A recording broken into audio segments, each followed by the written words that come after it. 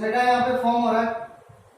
कैस्मेटा कैसे फॉर्म हो रहा है? तो कैस्मेटा भी एक नॉर्मल सा अटैचमेंट है, ठीक है। कैस्मेटा mark the point of crossing over. कैस्मेटा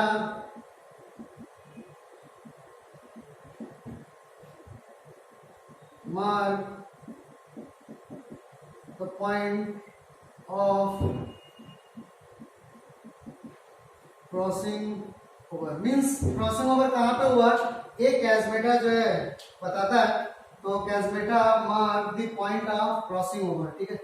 तो कैस्मेटा भी नॉर्मल एक तरीके का अटैचमेंट है, ठीक है।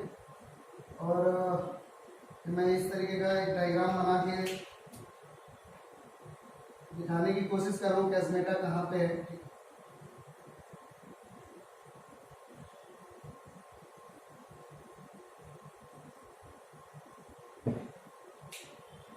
जैसे कैस्मेटा फॉर्म होता है क्रोमोसोम एक्स लाइक दिखाई देता है।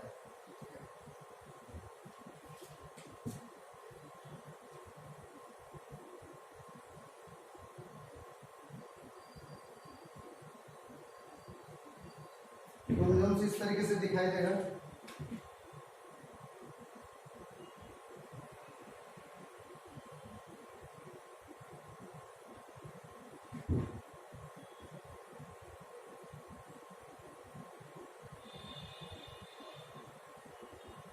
और दिस वन इज कैस्मेटा, तो ये आप मेंशन कर दो। Last one is diakinesis. Diakinesis में क्या होता है? कैस्मेटा ऐसे सेपरेट होके जैसे ऐसे अटैच है, तो कैस्मेटा सेपरेट होके टर्मिनस पे चला जाता है, उसी को बोलते हो terminalization. Terminalization of chiasmata take place, ठीक है। किस फेज में? डाइकाइनेसिस में। तो डाइकाइनेसिस कंडीशन को देख रहे हैं, डाइकाइनेसिस में क्या होगा, ठीक है। आप इसको ड्रॉ कर लो। लास्ट वन प्रोफेज, फर्स्ट का लास्ट कंडीशन है diakinesis.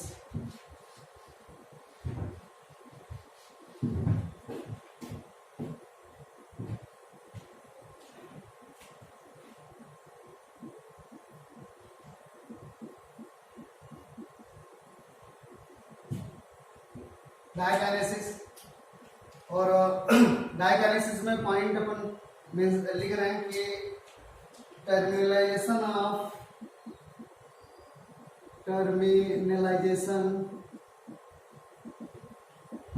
Of chiasmata take place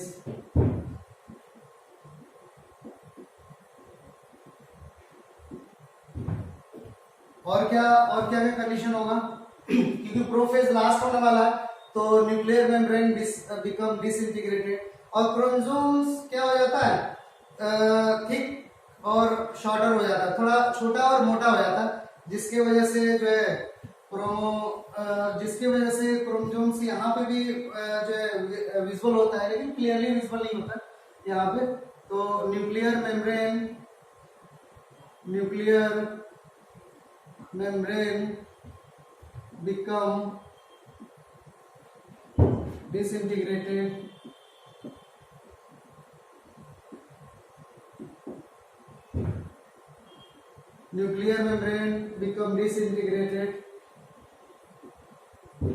nucleolus, Golgi body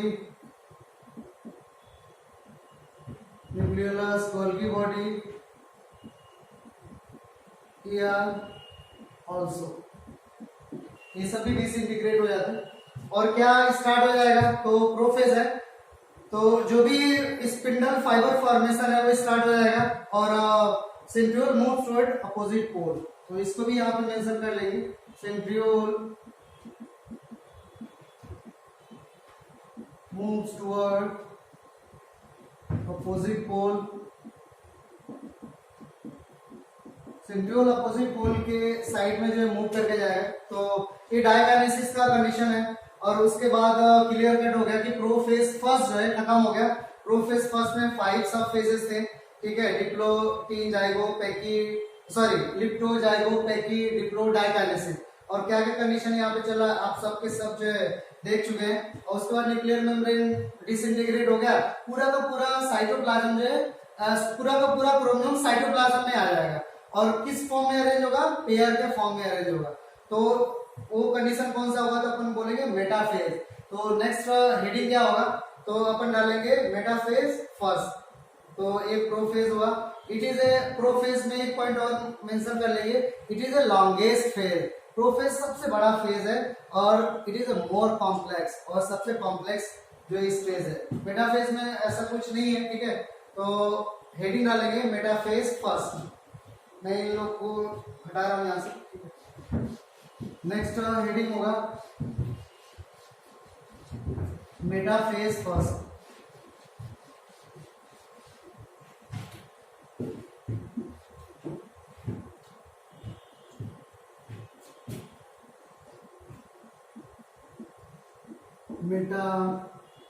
metaphase first. और मेटाफेज फर्स्ट में क्या होगा, क्रोमोसोम्स मूव करके साइटोप्लाज्म में आएगा सेंटर की ओर, और इक्वेटर पे अरेंज होगा, बट पेयर के फॉर्म में अरेंज होगा। तो इसी पेयर के फॉर्म में अरेंज होगा तो दो इस तरीके से कॉलम बनेंगे, ठीक है।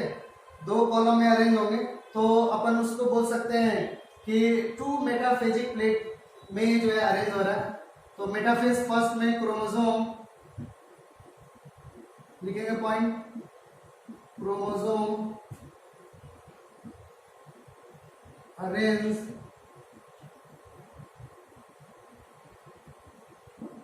इन chromosomes arranged in pair form, chromosomes arranged in pair form and form two metaphasic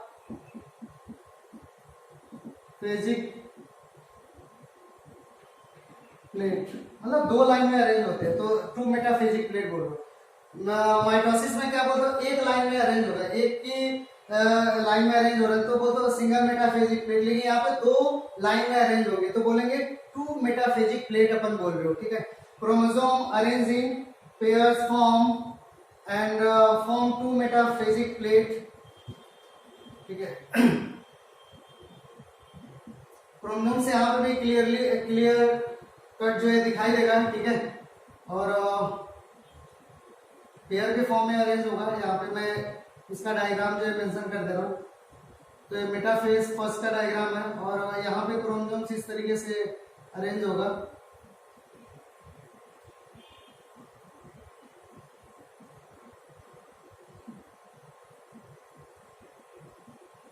और मैं ये नॉर्मल इस तरीके से बना रहा हूँ, लेकिन ये यहाँ पे क्रॉसिंग ओवर हुआ है, उसको अपन यहाँ पे मेंशन नहीं कर रहे, लेकिन क्रॉसिंग ओवर हुआ है यहाँ पे, ठीक है। और इस तरीके के यहाँ पे सेंट्रियोल जो रहेगा और स्पिंडल फाइबर यहाँ पे फॉर्म होगा। स्पिंडल फाइबर किससे अटैच होगा, तो अपन बोलते हो काइनेटोकोर से। तो ये मेटाफेज का कंडीशन है। मेटाफेज में क्रोमोसोम्स दो लाइन में अरेंज होगा इक्वेटर पे, तो बोलते हो टू मेटाफेजिक प्लेट, दो लाइन में अरेंज होगा। कैसे, पेयर के फॉर्म में, 1 by 1 अरेंज नहीं है, पेयर के फॉर्म में अरेंज है। ये मियोसिस और माइटोसिस में डिफरेंस है, यहाँ पे पेयर के फॉर्म में और माइटोसिस में 1 by 1 जो है अरेंज होते हैं, ठीक है। तो ये मेटाफेज है। अगर सपोज करिए कि यहाँ पे अपन क्रोमोसोम्स का नंबर 46 ले रहे हैं इनिशियली, या यहाँ पे अपन मेंशन करते हैं 46, तो डॉटर सेल में क्रोमोसोम्स का नंबर 23 होगा, हैप्लॉइड होगा, ठीक है। तो ये मेटाफेज होगा। मेटाफेज के बाद क्या हेडिंग डालेंगे, तो अपन बोलते हैं एनाफेज, ठीक है। और एनाफेज नेक्स्ट हेडिंग होगा एनाफेज, एनाफेज फर्स्ट होगा, उसको अपन जो मेंशन करेंगे यहाँ पे एनाफेज।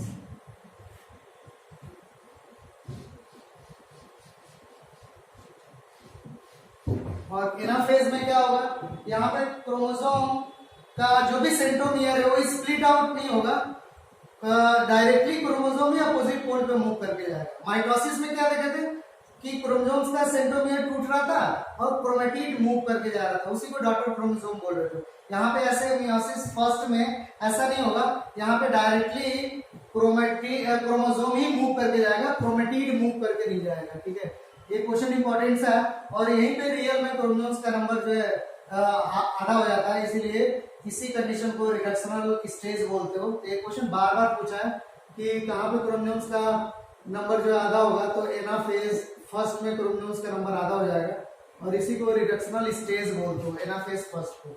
तो पॉइंट करके लिखेंगे यहाँ पे, centromere is not split, centromere is not split. Here chromosome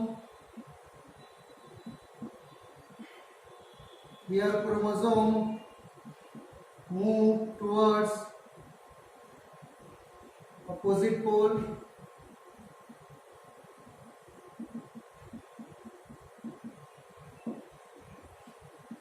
Number of chromosome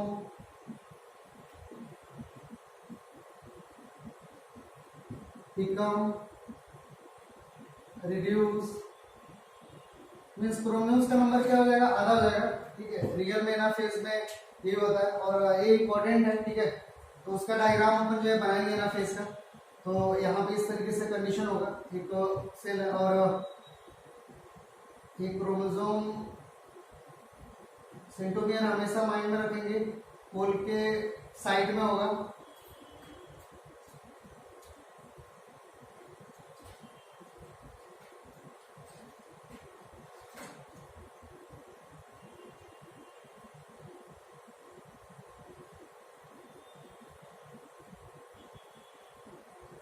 और ये एनाफेज का कंडीशन है, यहाँ पे सेंट्रियोल है जो स्पिंडल फाइबर इस तरीके से फॉर्म करेगा। और this one is anaphase. Anaphase का कंडीशन है, अपोजिट पोल पे क्रोमोसोम गया है, और यहाँ पे क्रोमेटिड अभी दिखाई नहीं दे रहा। ठीक है, तो एनाफेज हो गया। फाइनल क्या होगा, तो एनाफेज के बाद क्या होगा, टेलोफेज। और टेलोफेज में क्या होगा, क्रोमोसोम अपनी आइडेंटिटी कंप्लीटली लूज नहीं करेगा, मतलब थोड़ा लूज हो जाएगा, लेकिन बट इट बिकम स्ट्रेट। थोड़ा लूज होगा लेकिन स्ट्रेट रहेगा। क्यों, क्योंकि फर्दर टेलोफेज के बाद भी डिवीजन जो है कॉन्टिन्यूअस करना है, इसीलिए टेलोफेज में क्रोमोसोम अपनी आइडेंटिटी लूज नहीं करेगा। ठीक है, तो अभी तो एनाफेज आपको समझ में आया कि एनाफेज में क्रोमोसोम अपोजिट पोल पे चला जा रहा है, और यहाँ पे कोई सेंट्रोमियर जो स्प्लिट आउट नहीं हो रहा, और नंबर ऑफ क्रोमोसोम्स यहाँ पे क्या हो रहा है, आधा हो रहा है। जैसे अपन जो 46 बनाए थे, तो इधर कितना आ जाएगा 23 और इधर कितना आ जाएगा 23। ठीक है, तो आधा हो गया, तो ये एनाफेज हो गया। लास्ट अपन क्या निकालेंगे, टेलोफेज। और टेलोफेज में क्या होगा, न्यूक्लियर मेम्ब्रेन वगैरह बन जाएगा, या गोल्गी वगैरह रीअपियर होंगे। तो यहाँ पे मैं इसको हटा रहा हूँ, बना लेना इसको। Last one is telophase first. Telophase first यहाँ पे अपन जो है मेंशन कर रहे हैं, टेलोफेज फर्स्ट। टेलोफेज फर्स्ट में कंडीशन क्या है, तो पॉइंट करके लिखेंगे। टेलोफेज फर्स्ट में chromosome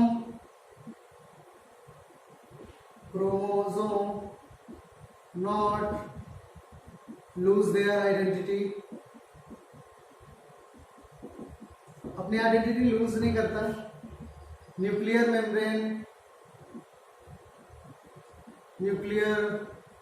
membrane become reappear, nucleolus, Golgi and also। ठीक है, टेलोफेज में। और फाइनली टेलोफेज के बाद क्या होता है, फाइनल टेलोफेज के बाद मीन्स क्या, आफ्टर साइटोकाइनेसिस। ठीक है, आफ्टर साइटोकाइनेसिस क्या होगा, 2 हैप्लॉइड सेल इज फॉर्म। तो पहले तो यहाँ पे मेंशन कर देना, टेलोफेज में 1 cell contain 2 nuclei, 1 cell contain 2 nuclei. और final after cytokinesis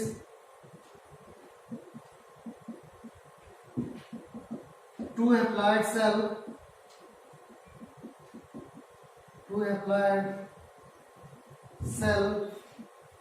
is formed. दो haploid cell जो है फॉर्म होगा।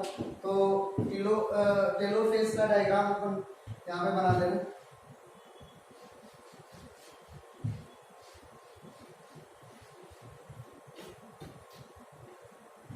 इस तरीके से कंडीशन होगा, एक ऐसे है और यहाँ पे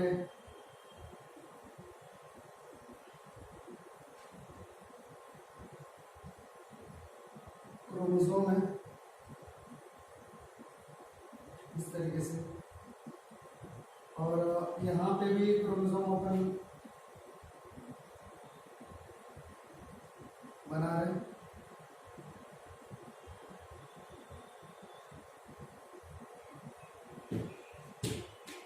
और यहाँ पे क्या होगा, न्यूक्लियर मेम्ब्रेन रीअपियर हो रहा है।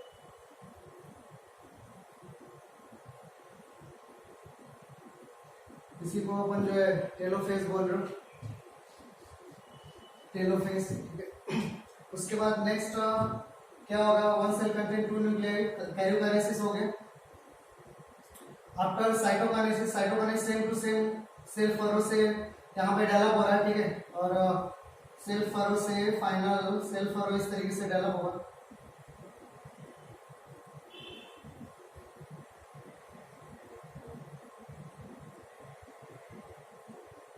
और सेल फरो से फाइनल दो एप्लॉयड सेल फॉर्म होगा।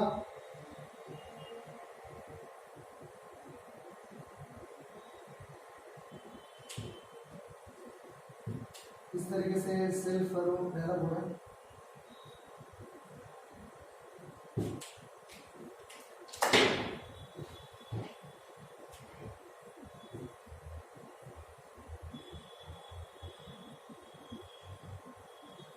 यहाँ पे फाइनल में सेल जो है फॉर्म कर दे रहा हूँ, तो दो सेल फॉर्म हो जाएगा, दो सेल।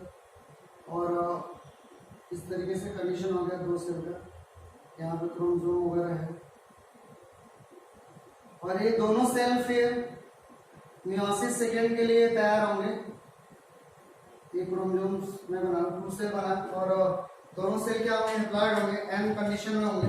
ये भी क्या होगा, एन कंडीशन में हैप्लॉइड, और ये भी क्या होगा, हैप्लॉइड एन कंडीशन। क्योंकि क्रोमोसोम्स का नंबर कितना हो गया यहाँ पे, तो 23rd हो गया, और यहाँ पे भी कितना हो गया, 23rd, यानी कि ये फर्स्ट मियोसिस है। फर्स्ट मियोसिस में क्रोमोसोम्स का नंबर क्या हो जाएगा, हैप्लॉइड हो जाएगा, ठीक है। इसको अपन जो है पहले भी अपन डिस्कस कर चुके हैं कि फर्स्ट मियोसिस में ही क्रोमोसोम्स का नंबर आता होता है, इसलिए उस फर्स्ट मियोसिस को ही रिडक्शनल डिवीजन बोलते हो, ठीक है।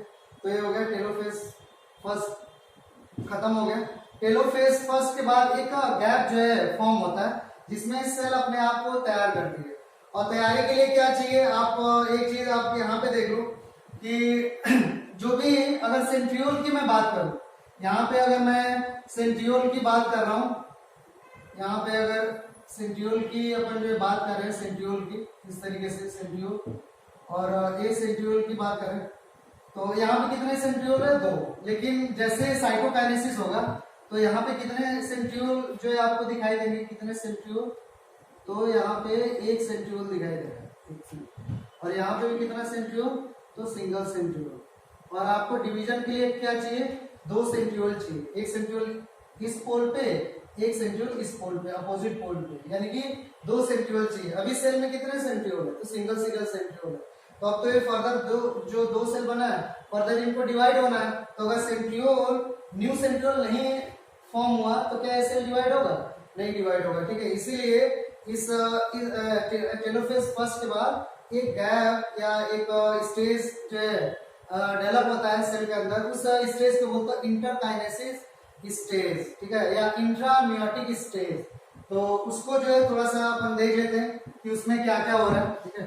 तो नेक्स्ट छोटा सा हेडिंग होगा इंटरकाइनेसिस स्टेज या इंट्रामियोटिक stage.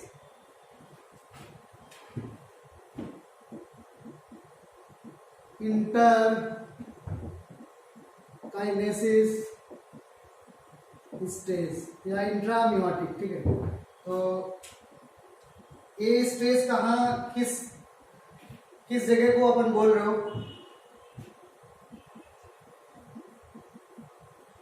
It is present between telophase first and prophase second. Telophase first और प्रोफेज सेकेंड के जो भी स्टेज है, जो भी गैप है, उसी को अपन इंटरकाइनेसिस या इंट्रामियोटिक स्टेज बोल रहे हो, ठीक है। और यहाँ पे क्या हो रहा है? Here centriole become duplicated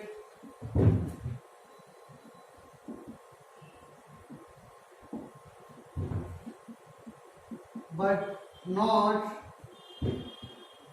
DNA.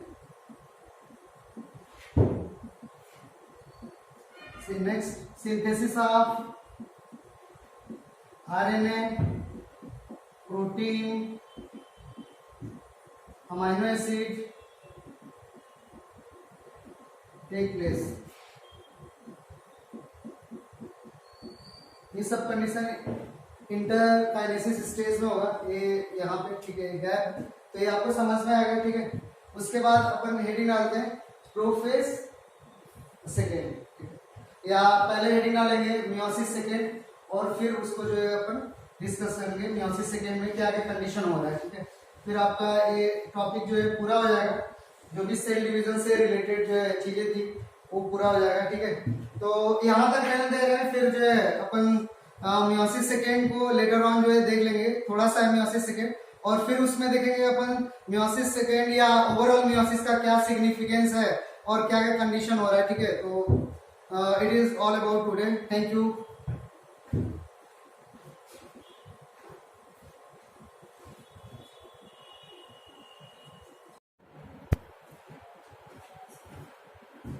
Good morning to all of you.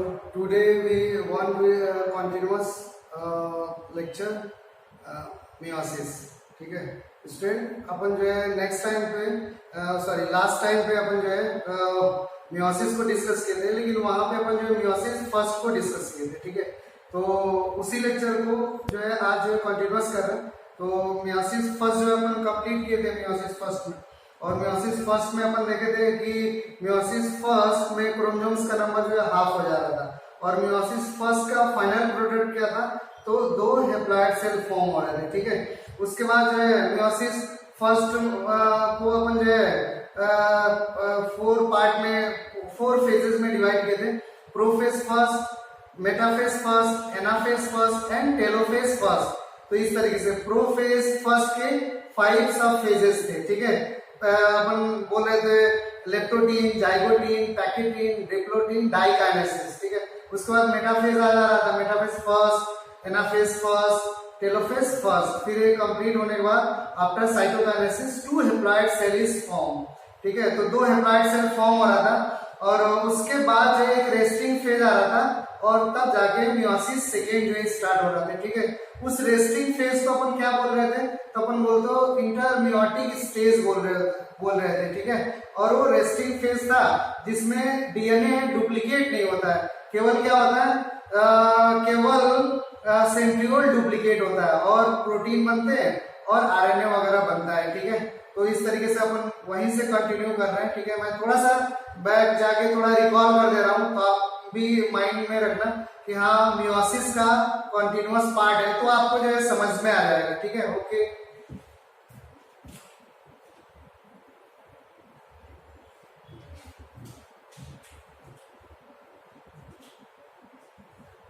और अपन जो है मियोसिस फर्स्ट, मैं थोड़ा रिकॉल कर दे रहा हूँ मियोसिस फर्स्ट से।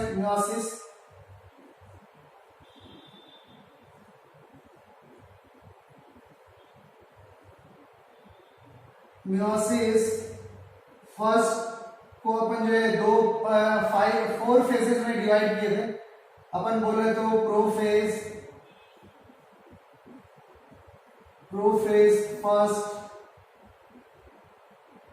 मेटा मेटाफेज फर्स्ट, फिर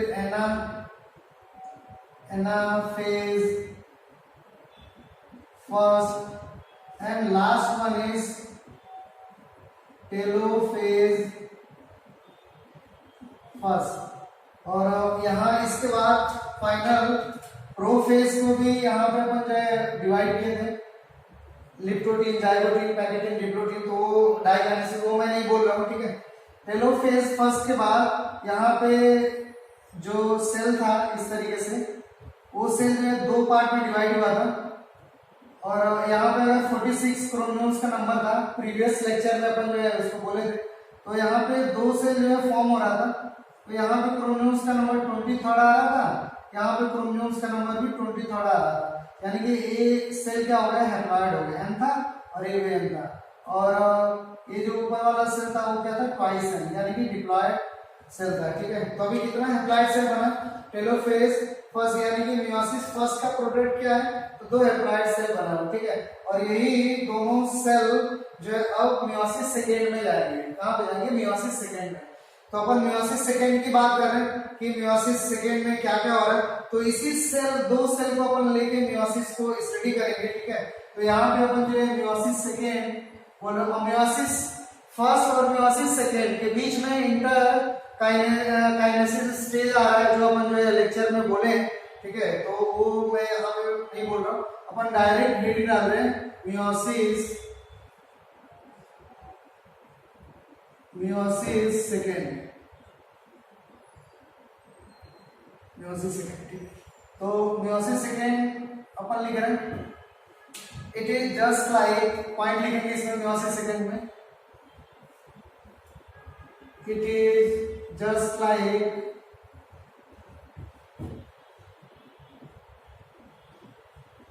माइटोसिस। माइटोसिस की तरीके से it is just like mitosis बोलो, लेकिन एकदम सेम टू सेम माइटोसिस नहीं है, ठीक है, क्योंकि माइटोसिस सोमैटिक सेल में होता है, डिप्लॉयड सेल में होता है, लेकिन मियोसिस सेकेंड हैप्लॉइड सेल में हो रहा है, ठीक है। तो ये माइंड में रखेंगे, यानी कि मतलब हाँ उसी तरीके से बाकी फंक्शन वगैरह क्रोमोसोम्स का जो भी सेपरेशन है उसी सेम टू सेम टाइप से है, ठीक है।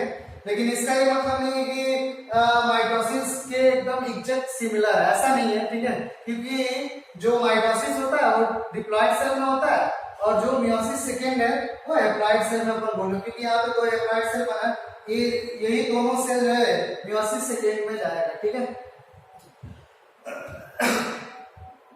मियोसिस सेकेंड अपन लिख रहे हैं, नेक्स्ट पॉइंट लिखेंगे मियोसिस सेकेंड में। मियोसिस सेकेंड में और क्या होगा कि it occur in haploid cell, it occur, next point, it occur in haploid cell,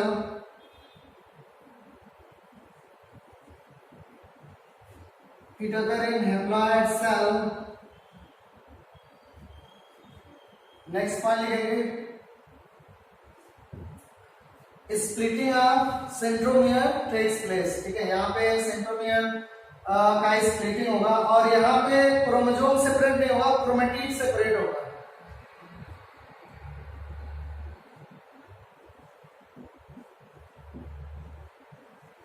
splitting of centromere take place,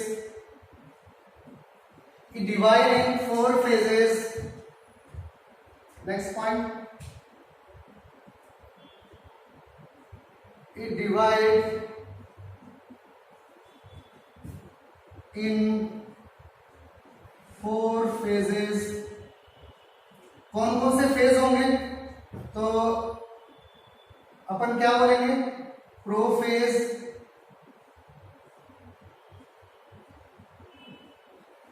अब यहाँ पे तो प्रोफेज फर्स्ट लिखेंगे, यहाँ से सेकेंड लेके चल रहे हैं, तो यहाँ पे क्या लिखेंगे, prophase second, metaphase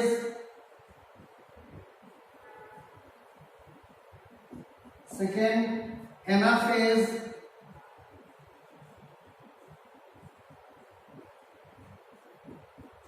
last one is telophase second.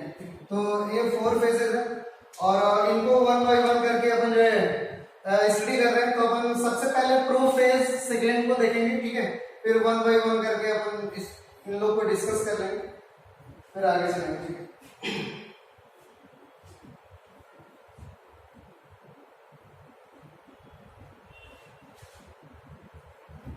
इसको मैं यहां से हटा रहा हूं।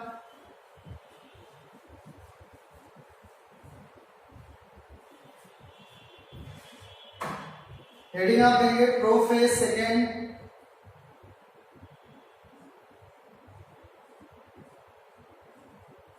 प्रो फेज सेकेंड, पॉइंट करके लिखेंगे इसमें प्रो फेज सेकेंड में। हाँ, pro phase second pro phase first के कंपेयर में क्या है, तो अपन बोलो सिंपल है और शॉर्ट है, ठीक है। जैसे प्रो फेज फर्स्ट में 5 सब फेजेस थे, उस तरीके से प्रो फेज सेकेंड में नहीं है। तो इसीलिए एक पॉइंट क्या बन सकता है कि it is not complex and not longer than the prophase first. मतलब प्रोफेज फर्स्ट के कंपेयर में ये लॉन्गर नहीं है और कॉम्प्लेक्स नहीं है, ठीक है। तो ये पॉइंट लिखेंगे और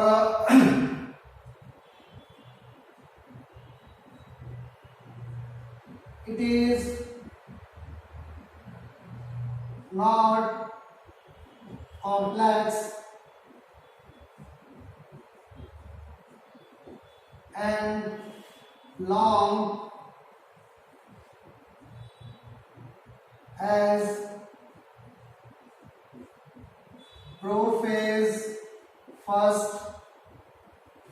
नेक्स्ट पॉइंट लिखेंगे प्रोफेज सेकेंड में क्या हो रहा था, प्रोफेज सेकेंड में क्या होगा कि क्रोमेटिन कंडेंस हो जाएगा। हियर क्रोमेटिन बिकम कंडेंस, क्योंकि क्रोमोसोम यहाँ पे अपने आइडेंटिटी कंप्लीटली लूज नहीं किया, ठीक है। थोड़ा सा मतलब जो टेलोफेज के बाद, टेलोफेज फर्स्ट के बाद थोड़ा सा क्रोमोसोम लूज हुआ था, लेकिन कंप्लीटली अपनी आइडेंटिटी लॉस नहीं किया था, ठीक है।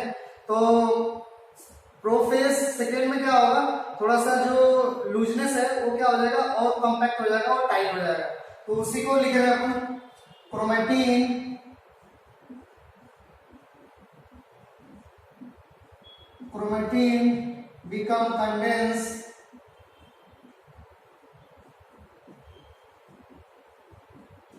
Chromatin become condense. Next point अपन लिखेंगे प्रोफेज सेकेंड में और क्या क्या होगा, तो अपन पहले से जानते हैं कि nuclear membrane, nucleolus disintegrated and disappear. तो उसी पॉइंट को लिखेंगे nucleolus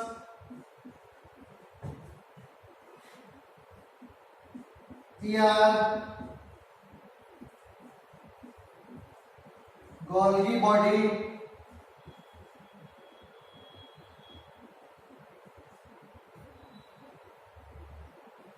and nuclear membrane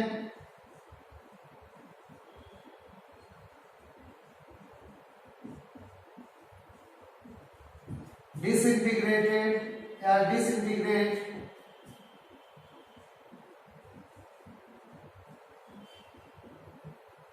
and disappear।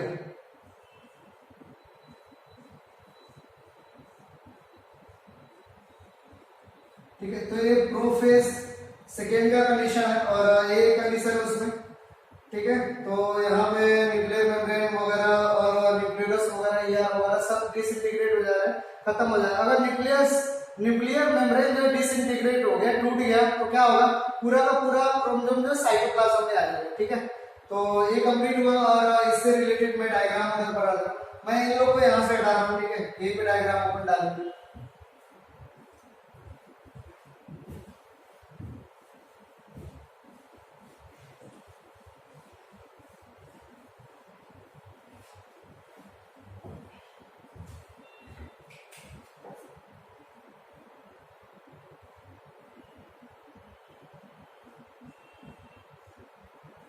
ठीक है, डायग्राम यहाँ पे अपन बना है प्रोफेज का और प्रोफेज में प्रोफेज सेकेंड का अपन लेके चल रहे तो 2 सेल है और दो सेल यहाँ पे बना है, मैं एक ही सेल को लेके चल रहा हूँ, ठीक है। तो इस तरीके से कंडीशन होगा। पहले से आप जो है समझ पाए हो कि प्रोफेज की मियोसिस फर्स्ट में दो सेल बन गया है, ठीक है, प्लॉइड सेल। वही डिवीजन में कॉन्टिन्यूअस आगे जाएंगे। कंप्लीटली 4 सेल बनाना है मियोसिस सेकेंड जब कंप्लीट होगा तो, ठीक है। तो 2 सेल तो बना है प्लॉइड, लेकिन मैं एक ही सेल को लेके दिखा रहा हूँ। लेकिन जब आप जो है नोट्स वगैरह बनाना तो दोनों सेल को मतलब एक साथ लेके दिखाना है। जो एक सेल में हो रहा है वही दूसरे सेल में होगा, तो डायग्राम जो है अच्छे से आएगा। और कोशिश करेंगे कि एक ही पेज पे जो है वो डायग्राम आए, ठीक है। तो इस तरीके से कंडीशन है, मैं यहाँ पे बना दे रहा हूँ। और ये न्यूक्लियर जो क्रोमोसोम है वो इस तरीके से अरेंज है।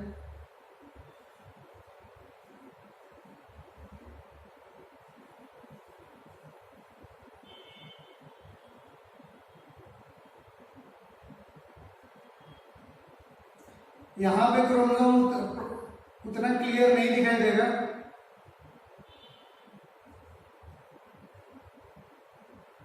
तो इस तरीके से कंडीशन है। और यहाँ पे न्यूक्लियर मेम्ब्रेन इस तरीके से था।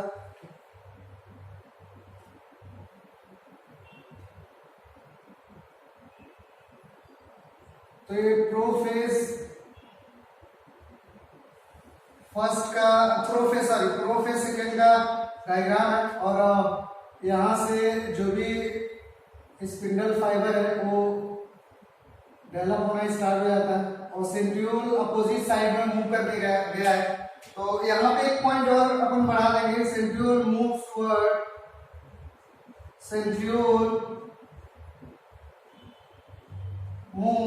टुवर्ड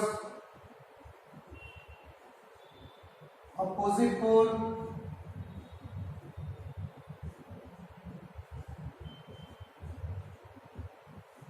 ठीक है। तो इस तरीके से प्रोफेज सेकेंड का ये डायग्राम जो है। और न्यूक्लियर मेम्ब्रेन यहाँ पे डिसइंटीग्रेट हो रहा है, छोटे छोटे पार्ट में ब्रेकडाउन हो रहा है, ठीक है। और फाइनली डिसअपियर हो जाएगा।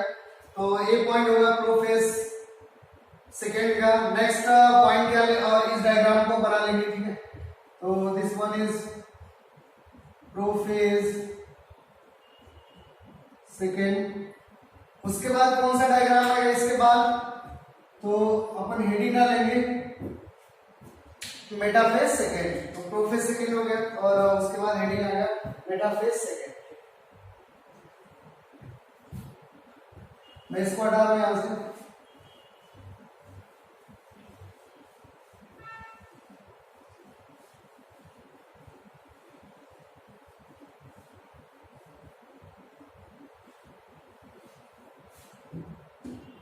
नेक्स्ट अपन जो है हेडिंग बनाएंगे मेटाफेज सेकेंड।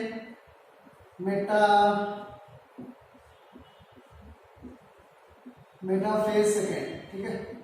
तो मेटाफेज सेकेंड की बात चल रही है। मेटाफेज सेकेंड में क्या क्या हो रहा है, तो मेटाफेज सेकेंड में क्या होगा कि chromosome moves toward the equatorial plate या इक्वेटर। क्रोमोसोम्स भाग के इक्वेटर पे आके अलाइन होंगे या अरेंज होंगे, ठीक है।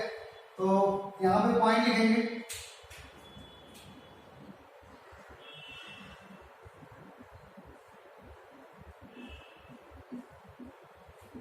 क्रोमोसोम मूव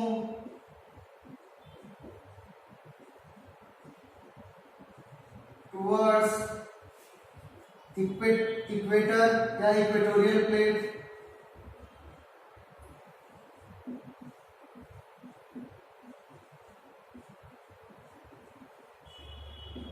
इक्वेटोरियल प्लेट पे मूव करके आता है। उसके बाद क्या होगा, तो अपन जानते हैं कि मेटाफेज सेकेंड में क्या होगा, या कोई सा भी मेटाफेज हो तो काइनेटोकोर स्पिंडल फाइबर काइनेटोकोर से अटैच होना स्टार्ट कर देता है।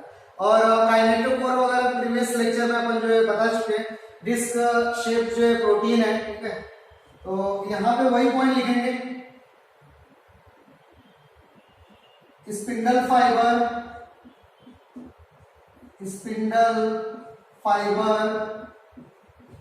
अटैच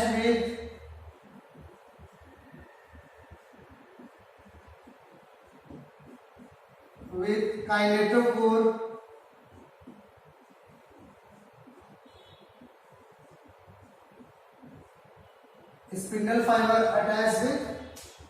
काइनेटोकोर, ठीक है, ये हो गया। क्रोमोसोम्स यहाँ पे भी प्रोमिनेंटली दिखाई देता है, काफी मतलब जो ठीक हो जाता है। क्रोमोसोम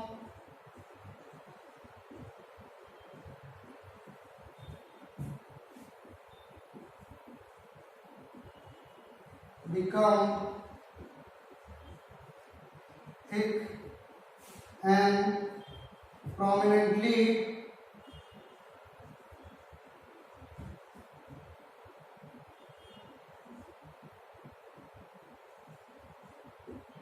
visible, prominently visible, ठीक है, तो ये पॉइंट है। और मेटाफेज सेकेंड में स्पिंडल फाइबर काइनेटोकोर से अटैच हो रहा है, तो एक नॉर्मल सा डायग्राम यहाँ पर बना दे रहा हूँ कि इस तरीके का है, एक क्रोमोसोम है और क्रोमोसोम्स के ए सेंट्रोमियर है जो बीच का कंस्ट्रिक्शन है, और यहाँ पे डिस्क लाइक जो है प्रोटीन लगा रहता है इस तरीके से, और यहाँ पे डिस्क लाइक प्रोटीन है, इसी को काइनेटोकोर बोल रहा हूँ। This one is kinetochore, kinetochore बोल रहे हैं। और इसी से फिर जो है स्पिंडल फाइबर इस तरीके से अटैच होगा काइनेटोकोर से, ठीक है। तो एक पॉइंट का डायग्राम आप कर लेना, ठीक है। उसके बाद मैं फाइनल मेटाफेज सेकेंड का डायग्राम नेक्स्ट इधर मैं बना दे रहा हूँ।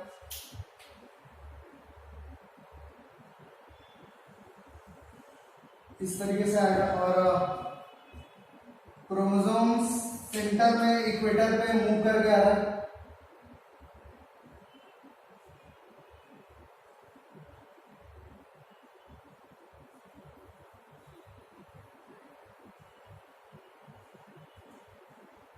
और कितना क्रोमोसोम होगा, एप्लॉयड होगा 23rd होगा, ठीक है, अगर ह्यूमन की बात लेके चल रहे, ठीक है। और इस तरीके से यहाँ पे कंडीशन होगा, काइनेटोकोर वगैरह यहाँ पे दिखाई देंगे, और इक्वेटोरियल प्लेट पे अलाइन हुआ है,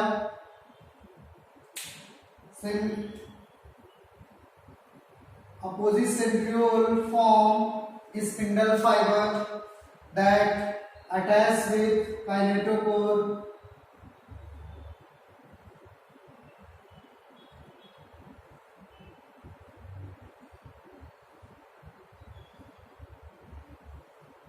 तो इस तरीके से कंडीशन है, ठीक है। तो this one is metaphase second, आप बनाएंगे मेटाफेज सेकेंड इसको, ठीक है। Next one is anaphase second, next heading डालेंगे, मैं इसको हटा रहा हूं यहां से।